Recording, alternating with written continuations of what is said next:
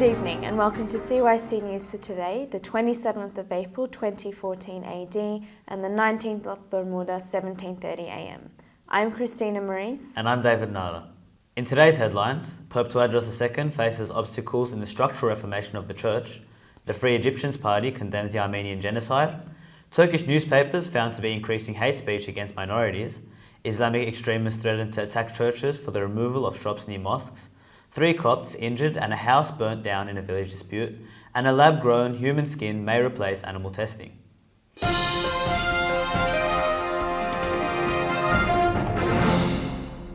First in the news today, the founder of the Coptic secular movement, Kamal Zahir, spoke about Pope Tawadros' structural reform of the Church.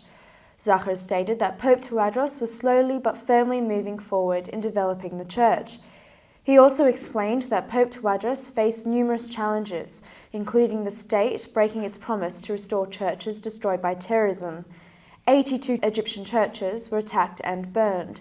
This was after the overthrow of President Mohamed Morsi and the dispersal of the Muslim Brotherhood protests in Rabat, Al-Adawiya and Nahda squares. In an attempt to break the silence in the face of the Armenian genocide, the Free Egyptians Party has released a statement on its official Facebook page calling for the police files to be reopened on the 100-year anniversary of the crime. The FEP is demanding an apology for the genocide suffered by the Armenian people, stressing that such crimes against humanity must be acknowledged. The party has declared that their pride in the Armenian community in Egypt and their history, demanding that justice be done. There has been a recent increase of hate speech in Turkish media. According to the Hrant Dink Foundation, columnists are writing articles contemptuous towards 8 non-Muslim religious groups. Armenians, other Christians and Jews are the main targets. Syrian refugees and the West in general are also newfound target groups in Turkish newspapers. In another finding of the study, men are more likely to be producing this hate speech than women. Women wrote only 2 out of 175 bylines of discriminatory language, an astounding figure tempered only by the fact that the Turkish media is generally dominated by men. Churches in Ombo, Aswan, are being threatened by some young Muslim extremists. The extremists distributed leaflets explaining that the mosques have been violated due to the surrounding kiosks and shops.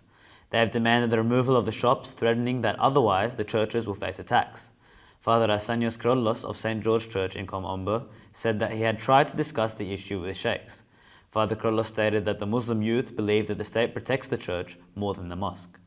According to an official source from the MCN, the kiosks remain next to the wall of the mosque until the completion of a large shopping mall to which the shops will then be moved.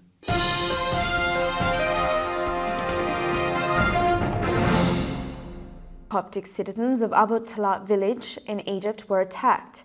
The Muslims attackers left 3 Copts injured and burnt down one of their houses. Ibrahim Fauzi, a Copt that lives in the village, explained that the feud dates back to April of last year, when 2 parties disagreed on the waterway adjacent to their farms. It started off as only a verbal disagreement without violence. He added that the argument then escalated and Molotov cocktails and knives were used, the injured being admitted into Minya Hospital. The fire was put out by the villagers. And finally in health, UK scientists say skin grown in laboratories can replace cosmetics testing on animals. According to the BBC, the King's College London team have discovered that growing the skin in a low humidity environment maximizes its similarity to true human skin. This method of skin testing could also be used to examine new treatments for skin conditions such as eczema. And that's all for CYC News for today. Stay tuned for more Christian content on CYC.